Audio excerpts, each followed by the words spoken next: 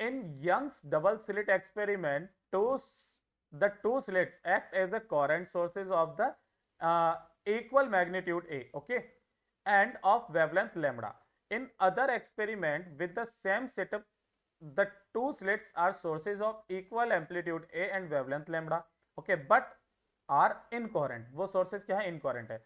The ratio of the intensity of the light at the midpoint of the screen in the first case to that in the second case.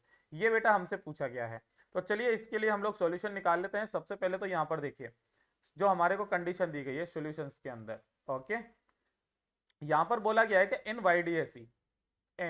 YDSE जो कि young double slit experiment होता है, इसके अंदर हम लोग सारी की सारी बात कर रहे हैं.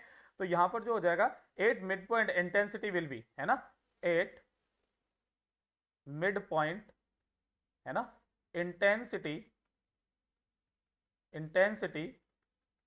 विल बी, वो कितनी हो जाएगी हमारे पास में, आई मैक्स होती है. और आई मैक्स कितनी होती है हमारे पास में, 4I0 के इक्वल होती है.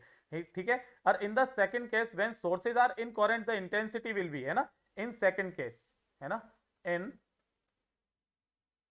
सेकंड केस, है ना, ये कौन सा वाला, इनकोहेरेंट सोर्सेज, है ना, इनकोहेरेंट सोर्सेज के लिए, है ना, ये कितना हो जाएगा बेटा हमारे पास में, जो आई हो जाएगी that will be equal to I0 plus I0 के इक्वल हो जाएगी, जो कि कितनी हो जाएगी हमारे पास में 2I0 के इक्वल हो जाएगी.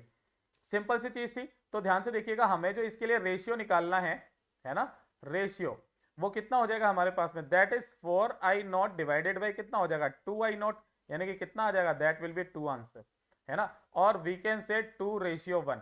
आप ऐसे भी करके लिख सकते हो, आप ऐसे भी करके लिख सकते हो.